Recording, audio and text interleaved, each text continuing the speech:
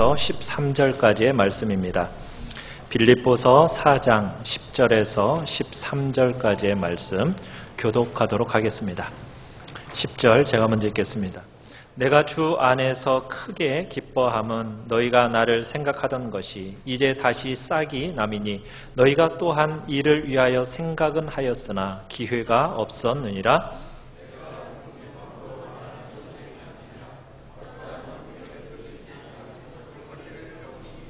나는 비천에 처할 줄도 알고 풍부에 처할 줄도 알아. 모든 일 곧 배부름과 배고픔과 풍부와 궁핍에도 처할 줄 아는 일체의 비결을 배웠노라. 내게 능력 주시는 자 안에서 내가 모든 것을 할 수 있느니라. 아멘. 우리 말씀의 제목을 같이 읽겠습니다. 시작. 주 안에서 자족하기를 배우라. 오늘 주 안에서 자족하기를 배우라는 말씀으로 은혜를 나누고자 합니다. 이 세상에 사람이 발전하기 위해서는 어느 정도의 욕망이 필요합니다. 만약 사람이 전혀 욕망이 없다, 그러면은 게을러져서 의욕 없는 생활을 하게 될 거죠. 건강한 사람이라면 목표를 이루고픈 욕망이 있기 마련이고요.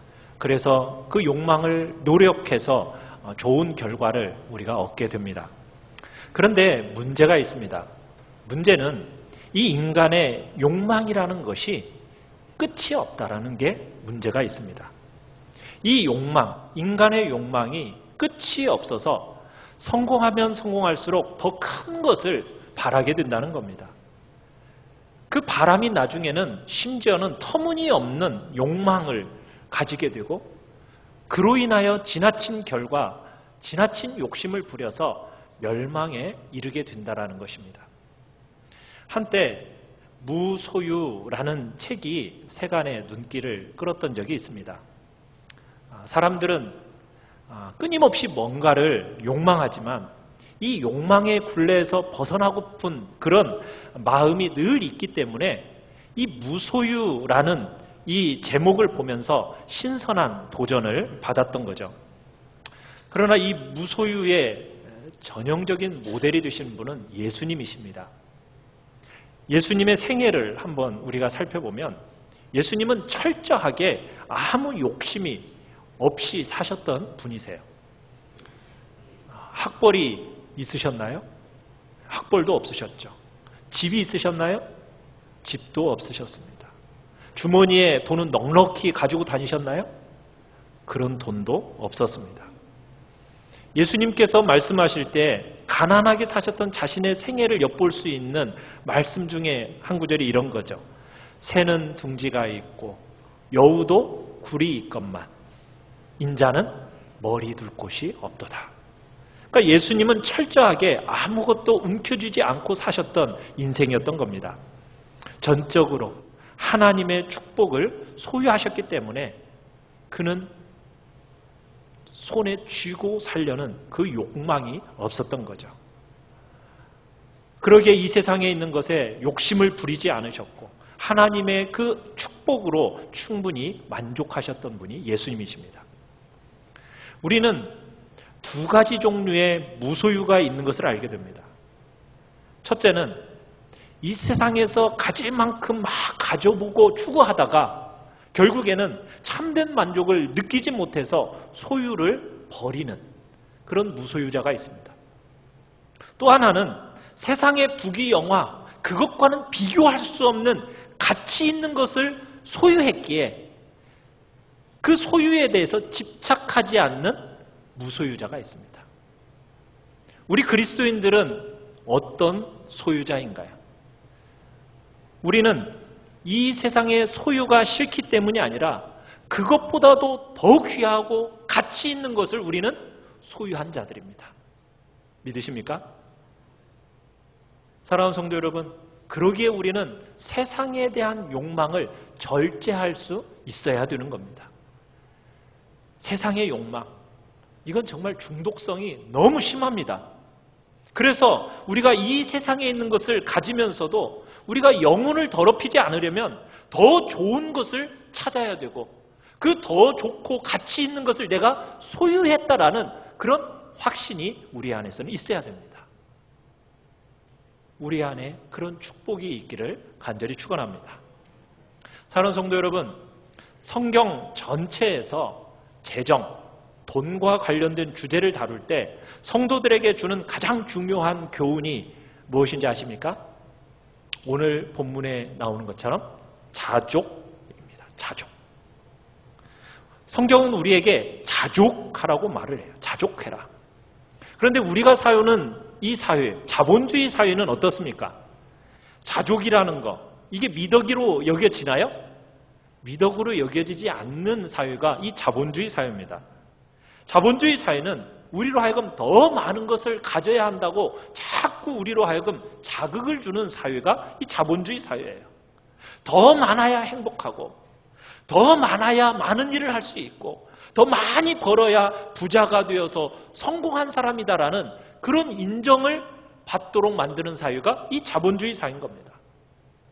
그런데 성경은 우리에게 재정에 대해서, 돈에 대해서 권면하는 것은 무엇입니까? 자족하라입니다. 성경의 보편적인 교훈입니다. 그러면 이 자족한다는 말의 의미가 무엇일까요? 자족에 대해서 바울이 이렇게 설명을 합니다. 우리 12절을 다시 같이 한번 읽어보도록 하겠습니다. 시작. 나는 비천에 처할 줄도 알고 풍부에 처할 줄도 알아. 모든 일, 곧 배부름과 배고픔과 풍부와 궁핍에도 처할 줄 아는 일체의 비결을 배웠노라. 아멘. 자족한다. 여러분, 자족한다는 게 뭘까요? 사도 바울은 이렇게 얘기합니다. 비천에 처할 줄도 알고 풍부에 처할 줄도 아는 것. 이게 자족이다. 여러분, 비천이라는 게 뭐죠? 비천이라는 것. 비천이라는 것은 가난에서 당하는 멸시와 수모를 비천이라고 얘기합니다. 돈이 없으면 사람들로부터 우리가 업신여김을 받게 돼요. 이 사회는 특별히 더 그렇습니다. 이 사회는 가난한 사람들을 아무렇게나 대해도 되는 것처럼 여기는 사회가 우리 한국 사회입니다. 가난한 자들을 업신여기고 가난한 자들을 인격적으로 아무렇게나 대해도 괜찮은 것처럼 이 사회는 그렇게 굴러가고 있습니다. 그러다 보니까 사람들은 이 가난이라는 것에 대해서 정말 싫어하는 겁니다. 한국 사람의 가장 나쁜 습관 중에 하나가 뭔지 아세요? 직업에 대한 귀천이 있다는 겁니다. 직업의 귀천을 어떻게 따집니까? 돈을 많이 버느냐 벌지 않느냐에 그 귀천이 존재하는 것처럼 이 사회가 굴러가고 있습니다. 그러다 보니 돈을 많이 벌지 못하는 직업에 대해서는 함부로 대하는 경향이 있다는 거예요. 우리 사회 속에서 그런 분위기가 팽배해 있습니다. 그래서 많은 사람들이 가난에 처할 때 뭘 당해요? 수치를 당하고 모멸을 당하고 업신여김을 받게 되는 거예요. 이게 비천입니다. 그런데 자족이라는 건 뭡니까? 자족이라는 것은 비천한 중에도 돈이 없어서 수모를 당할 때에도 마음속으로 불평하지 않는 겁니다. 돈이 없어서 수모를 당하고 업신여김을 당하는데 그것으로 인해서 불평하거나 억울해하거나 분노하거나 낙심하거나 신세 한탄을 하지 않는 것. 이게 자족입니다.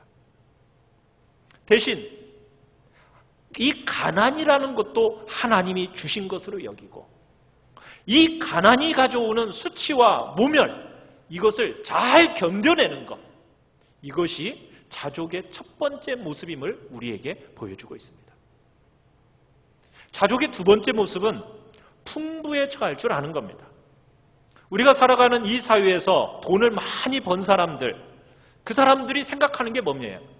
자신은 성공했다라는 생각을 가집니다. 마치 자기는 다른 사람들보다도 훌륭하고 나은 존재라고 여기는 것이 이 사회예요. 그저 돈만 있다고 생각하는 게 아닙니다. 돈이라는 것이 마치 자신의 신분이요, 지위요, 재능이요, 성공의 잣대로 여기면서 돈에다가 그 모든 것을 결부시킨다는 겁니다. 그런데 하나님이 가장 싫어하시는 게 뭔지 아십니까? 하나님이 가장 싫어하시는 것은 돈을 마치 하나님처럼 여기는 겁니다. 돈이라는 것을 신적인 지위에다가 올려놓는 것을 우상숭배예요. 하나님이 가장 싫어하시는 거예요. 그래서 돈을 많이 벌면 사람들이 그렇게 여기죠. 마치 돈이 자신의 미래를 보장해 주는 것처럼. 그래서 돈이라는 것을 의지하고 돈이라는 것을 믿게 된다는 거예요. 그런데요, 자족이라는 것은 하나님이 많은 부요를 허락하실 때 그 돈으로 말미암아 교만해지지 않는 겁니다. 돈이라는 것을 믿고 의지하지 않는 게 자족이에요. 돈이라는 것, 내가 돈 좀 벌었다고 해서 내가 남들보다 훌륭하다 이렇게 여기지 않는 겁니다. 대신에 재물을 주신 분이 누구인지를 아는 거예요. 이 재물을 주신 분이 누구라고요? 하나님이시다라는 것을 알고 재물을 주신 그 하나님의 마음을 헤아려서 재물을 도구로 사용할 줄 아는 것, 이게 자족입니다. 자족하는 사람은 돈을 신으로 여기는 게 아니에요. 자기애를 보장해 주는 것으로 여기는 것이 아니에요. 돈이라는 것은 그저 한낱 도구일 뿐이에요. 하나님께서 내게 잠깐 맡겨주셔서 흘러내리는 통로로 여길 줄 아는 사람, 그 사람이 바로 자족할 줄 아는 사람입니다. 그러기에 자족은 부자든 가난한 사람이든 하나님이 주신 재물과 신분과 지위로 자신을 평가하지 않는 거예요. 절대로 그렇게 평가해서는 안 되고 남을 그걸로 비교하고 그걸로 평가하는 잣대로 삼아서는 안 되는 겁니다. 그렇게 하지 않는 게 자족입니다. 자족은 재물을 주신 하나님의 마음을 담아서 재물을 사용하는 거예요. 그 재물을 가지고 하나님을 어떻게 하면 영화롭게 할까? 이 재물을 가지고 어떻게 하면 이웃을 윤택하게 할까? 이런 마음으로 재물을 사용하는 거예요. 돈을 도구로 사용하는 것, 풍부에 처할 줄 아는 사람이 가지는 태도입니다. 가난한 사람은 불평하지 않고, 부자는 재물로 자기를 자랑하거나 사람을 평가하거나 미래를 담보하지 않는 것. 이게 성경이 가르치는 자족의 핵심입니다. 그런데 어떤 사람들이 자족이라는 말을 싫어해요. 왜요? 이 자족이라는 말을 자꾸 강조하다 보니까 뭐라고 여기는 겁니까? 현실을 무시하라는 말처럼 여기고, 마치 게으르게 사는 것을 마치 자꾸 강조하는 것처럼 여겨지니까, 이거 그렇게 혼동하니까 여러분 자족이라는 말을 싫어합니다. 그런데 성경에서 말하는 자족은 그런 게 아니죠. 자족이라는 것은 그저 어떻게 되든 상관없다, 될 대로 되라, 이런 식으로 살아가는, 이런 식으로 생각하는 것을 자족이라고 얘기하지 않습니다. 자족이라는 것은 가난할 때 하나님이 나를 가난에 처하게 하신 줄로 인정하는 거예요. 그 인정이 있어야 됩니다. 하나님의 인정이 있어야 돼요. 그리고 그 가난으로 인한 천대와 모멸과 업신여김에 상처받지 않고 아파하지 않는 겁니다. 이게 자족하는 사람의 태도예요. 그 자리에 누구의 손이 있다라고 여기는 겁니까? 하나님의 손이 있는 줄 믿고 그 자리에서 기뻐하고 만족하는 거예요. 그 삶의 자리를 받아들일 줄 알아야 됩니다. 그리고 하나님을 그 자리에서 영화롭게 하고 찬양하는 거예요. 그게 자족하는 사람의 마음이에요. 여러분, 부자가 되더라도 마찬가지입니다. 내가 높은 자리에 올라가고 지위가 올라가다 할지라도요, 절대로 남들을 무시해서나 하대해서는 안 되는 거예요. 마치 그 자리에 올라간 것이 내가 남다르기 때문에 올라간 것처럼 생각해서도 안 되는 겁니다. 그 모든 것이 하나님이 주신 은혜임을 아는 사람, 그 사람이 진정 자족하는 사람인 거예요. 그런데 오늘 말씀 속에서 눈여겨보아야 할 표현이 있어요. 그게 뭐냐면 우리 11절 같이 한번 읽어보겠습니다. 11절 시작. 내가 궁핍함으로 말하는 것이 아니니라. 어떠한 형편에든지 나는 자족하기를 배웠노니. 나는 자족하기를 뭐 했다고 얘기하고 있습니까? 배웠다. 이렇게 얘기하고 있죠. 자, 그 다음에 12절 끝부분에 가시면 곧이라는 거죠. 모든 일 곧 배부름과 배고픔과 풍부와 궁핍에도 처할 줄 아는 일체의 비결을 뭐했다? 배웠노라. 배웠다 이렇게 얘기하고 있습니다. 사도 바울도 이 자족이라는 것은 하루아침에 이루어지는 게 아니고 어느 순간에 저절로 되는 것이 아니라는 거예요. 내가 하나님께 은혜 받으면은 저절로 내가 자족해진다? 그런 얘기를 하는 것이 아니라 사도 바울 같은 위대한 하나님의 일꾼도 이 자족이라는 것은 어떻게 해야 됐다고요? 배워야 했다라는 거예요. 배워야 했다. 풍부와 궁핍에 처하는 것을 내가 뭐 했다? 배웠다. 이렇게 얘기하고 있습니다. 이 배웠다라는 이 말 속에는 뭐가 들어있습니까? 시간이 들어있고 과정이 들어있고 훈련이 들어있는 거예요. 자족이라는 것은요, 저절로 습득되는 게 아닙니다. 자족이라는 것은 은혜를 받으면 저절로 되어지는 게 아니라 어떻게 해요? 이 몸이 말을 들어요, 안 들어요? 안 들어요. 우리의 이 욕망이 끝없이 일어나는 이 마음속에서 일어나는 욕망이 다스려지지 않는다고요. 은혜를 받으면은 이제부터 뭐 하는 겁니까? 훈련하는 거예요. 자족하는 것을 훈련하는 거예요. 내 마음에서 일어나는 그 정욕을 다스려가면서 내 몸의 그 자족에 대한 귀한 습관이 체득되도록 배워야 한다는 겁니다. 시간이 흘러야 된다는 거예요. 단시간에 된다는 건 아니에요. 수많은 경험, 오랜 시간, 훈련, 애씀 이것을 거쳐야 어떻게 된다고요? 자족이라는 인격이 내 안에 형성이 된다는 거예요. 12절을 다시 보시면은 이렇게 얘기합니다. 나는 비천에 처할 줄도 알고 풍부에 처할 줄도 알아. 이렇게 표현하고 있습니다. 둘 다 똑같이 개별적으로 배워야 한다는 거예요. 풍부에 처하는 것도 알아서 배워야 되는 거고 비천에 처하는 법도 배워서 알아야 된다는 겁니다. 우리 그런 얘기들 많이 해요. 목사님 돈만 저한테 좀 주시면 잘 쓸 수 있는데 하나님이 돈을 안 주시네요. 저 돈만 있으면요, 저 언제든지 잘 쓸 준비 다 되어 있다고요. 이렇게 말하시는 분들이 많이 있어요. 많은 사람들이 하나님이 돈을 주시기만 하면 잘 쓸 수 있는데 왜 안 주실까 하면서 안타까워합니다. 저도 안타깝습니다. 그렇지만 대부분의 경우에요, 하나님이 주시면 잘 쓸까요? 인간은 그렇지 않습니다. 주인된 인간은요, 자본주의 사회 속에서 이 돈이라는 것을 가지면요, 그렇게 잘 쓸 수가 없어요. 마음은 그렇죠. 없으니까. 그렇지만 딱 생기는 순간 인간은 그런 존재가 아니에요. 돈이 있다고 제대로 쓰는 게 아니라고요. 사랑하는 성도 여러분, 자족이라는 것은요, 돈이 없을 때부터 돈을 흘려 보낼 줄 알아야 되는 거예요. 그런 사람이 돈이 있을 때도 돈을 흘려 보내게 되는 겁니다. 돈이 없는데 저는 돈이 없어서 흘려보낼 수가 없어요. 이렇게 말하는 사람이 돈이 갑자기 뭉텅이로 들어오면 잘 흘려보낼까요? 인간은 그렇게 되는 존재가 아니에요. 여러분, 높은 신분에 오르기만 하면 내가 그 신분에 올라서 내가 하나님 앞에 영광 돌리고 이웃을 섬기겠습니다. 말은 쉽죠. 근데 그 자리에 가보세요. 여러분, 밑바닥에서부터 섬기지 않는 사람이 높은 자리에 가서 섬길 수 있을까요? 그 인간은 그렇게 되는 게 아니에요. 바닥에서부터 믿음으로 살고 바닥에서부터 철저히 자기를 부정하면서 살지 못하는 사람이 그 자리에 가서 할 수 있다? 아닙니다. 그건 할 수가 없는 거예요. 우리는 비천한 중에서부터 배워야 돼요.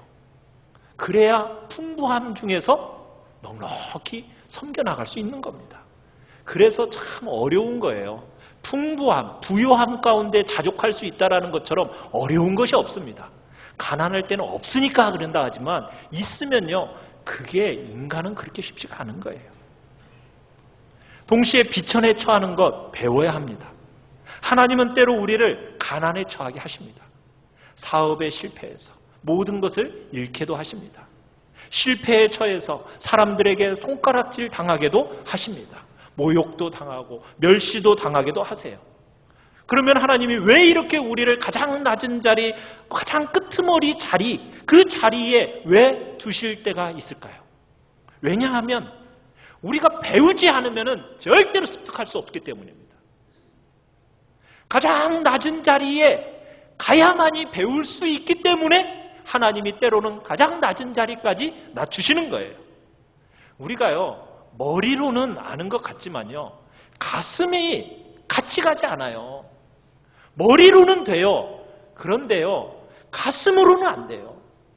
가난한 사람을 보면 불쌍하다는 말은 하는데요, 우리의 삶에 있어서 그것이 흘러가지는 않아요. 왜요? 배우지 못했기 때문이에요.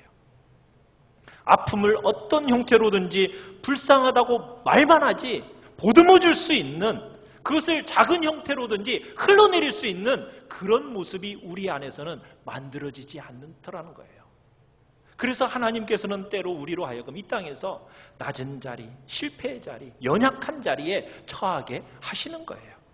여러분, 그때요, 절대로 낙심해서는 안 됩니다. 그런 자리에 있을 때 하나님이 나를 버리셨다, 하나님이 사랑이 나에서 멀어졌다, 여러분, 이렇게 회의에 빠져서는 절대로 안 됩니다. 심지어 믿음에서 떨어져 나가는 일은 절대로 있어서는 안 됩니다. 그럴 때는 뭐 해야 된다고요? 배워야 합니다. 사도 바울도 배웠다라고 얘기하는 거예요. 그 자리에서 우리는 배워야 하는 겁니다. 성경에 나오는 인물들을 보세요. 하나님이 애굽이라는 당대 최대의 강대국에서 공주의 아들로서 학문과 병법과 지리와 웅변, 이 모든 것들을 40년 동안 배우도록 한 사람, 모세가 있어요. 근데 40년간 모세가 그것을 배우고 나서 하나님이 어떻게 하시던가요? 쫓아버리셨어요. 어디로요? 광야로. 하나님의 학교 광야로 모세를 쫓아보내셨어요. 자, 40년의 광야 생활, 그 하나님의 학교 광야에서 모세는 무엇을 배웠죠? 비천에 처하는 법을 배웠어요. 자신이 비천에 처하면서 자신을 깊이 부정하고 자신이 얼마나 짐승 같고 먼지 같고 어리석은 존재인지를 깊이 깨달았던 기간이 바로 이 40년의 광야 생활입니다. 이 40년의 광야 생활이 지난 후에 하나님이 모세를 어떻게 하셨죠? 들어서 사용하셨던 거예요.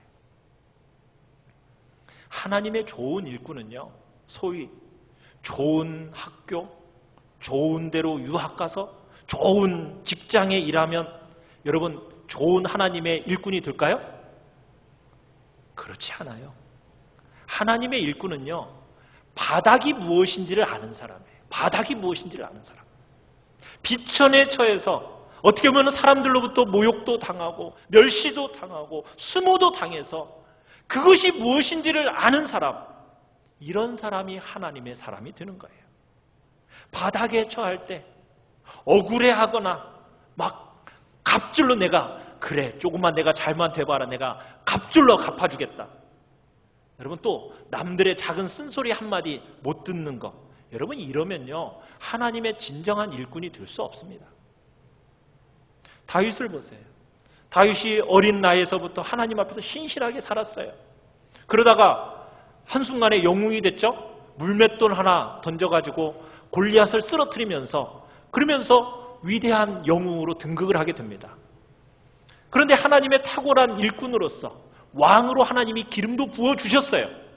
자, 그런데 다윗의 삶을 하나님이 어떻게 하셨습니까? 13년이라는 세월 동안 사울 왕에게 쫓겨다니면서, 그러면서 광야 생활을 했어요. 그때 다윗이 배웠던 게 뭘까요? 다윗이 배웠다는 것은 비천에 처하는 법을 배우는 거예요.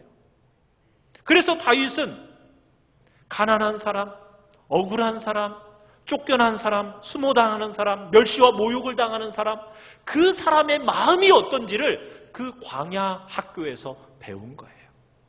그래서 다윗은 성군이 될 수 있었던 거예요. 백성들에게 선정을 베풀 수 있는 그 마음이 그 광야 학교에서 배웠던 거예요.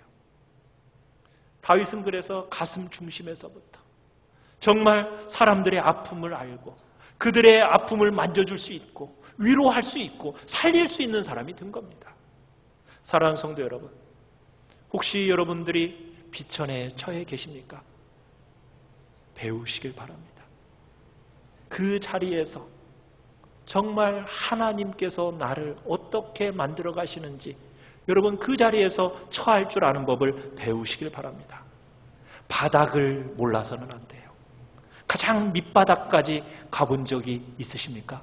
그러면 그 자리에서 배우십시오. 교회에서 최고의 일꾼은 다른 사람이 아닙니다. 가장 낮아지는 사람이요, 종이 되는 사람이 최고의 일꾼이에요.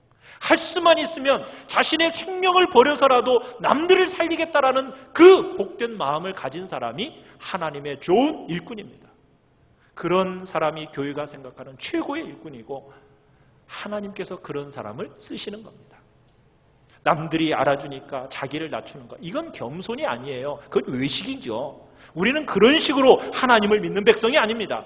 남들이 몰라주고 남들이 아무리 나를 짓밟아도 나는 종이 되겠다. 이것을 즐거워하면서 배워나가는 겁니다. 그 길을 가는 겁니다. 그런데 우리는 비천에 처하는 것 배우려고 하지 않고요, 절대로 우리의 자녀들에게 그 비천한 자리에 가지 않게 하려고 부단히도 애를 쓰죠. 사랑하는 성도 여러분, 비천을 배워서 아는 자리에 가십시오. 그 속에 진짜 자족이 있습니다. 저는 여러분들의 삶의 자리를 다 아는 건 아닙니다. 여러분의 내면까지도 제가 알 수 있는 건 아니에요. 그러나 하나님께서 여러분 중에 누군가의 그 삶 속에 진짜 실패와 가난과 아픔을 가지고 여러분의 삶을, 혹시 여러분의 생애를 다루고 계시는 분이 혹시 있을지 모르겠어요. 하나님은 오늘 여러분에게 말씀하십니다. 자족하라 가르치고 계십니다. 자족을 배우는 여러분이 되시길 바랍니다. 풍부에 처할 줄도 알고 비천에 처할 줄도 아는 그 복된 자족의 자리, 이 자족을 알아서 이 세상을 바르게 섬기는 귀한 우리 성도님들이 되시기를 간절히 축원합니다. 그러면 자족해야 된다라고 말은 하는데 이 자본주의 사회에서요, 정말 어떻게 자족함을 배울 수 있을까? 우리의 마음에 연약해서 자꾸 옆에서 막 들쑤시는데 어떻게 배울 수 있을까? 오늘 사도 바울은 이 욕망을 부추기는 이 사회 속에서 자신의 의지나 능력으로 되는 것이 아니요, 그 자리에 갈 수 있도록 하시는 능력이 따로 있음을 우리에게 가르쳐주고 있습니다. 우리 13절을 같이 한번 읽어보겠습니다. 시작. 내게 능력 주시는 자 안에서 내가 모든 것을 할 수 있느니라. 바울이 자족할 수 있고 자족을 배울 수 있는 이유가 무엇이라고요? 내게 능력 주시는 자 안에서 내가 모든 것을 할 수 있느니라. 우리 속에 뭔가 다른 것이 있어서가 아닙니다. 내 의지가 특별해서가 아니라 살아계신 하나님이 예수 그리스도를 통해서 날마다 우리에게 무엇을 공급해 주신다고요? 능력을 공급해 주시기 때문에 이 일이 가능하다라는 거예요. 이 자본주의 사회 안에서 우리가 자족함을 배울 수 있는 것, 이 욕망을 부추기고 끝없이 경쟁을 합리화하는 이 사회 속에서 하나님을 인정하고 자족함을 배울 수 있는 것, 그것이 내 삶의 원리가 되게 할 수 있는 것, 그것이 가능한 이유가 뭐라고요? 하나님의 은혜가 있기 때문이에요. 하나님이 내게 능력을 계속해서 공급해 주시기 때문에 이 일이 가능하고 내가 자족에 습득하는 것이 훈련되어질 수 있다는 겁니다. 사랑하는 성도 여러분, 여러분 자족의 이 원리를 따라 살고 싶으십니까? 살고 싶어하는 모든 성도에게 하나님께서 힘을 공급해 주실 것입니다.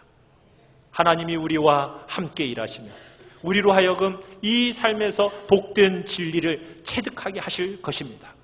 높은 자리에 있든 낮은 자리에 있든 부한 순간이든 가난한 순간이든 그래 하나님이 주신 이 삶의 자리구나라고 인정을 하고, 그리고 하나님이 주신 능력 안에서 자족하는 인격과 삶의 은혜가 내 안에서 나타나도록 배워 익혀가는 것입니다.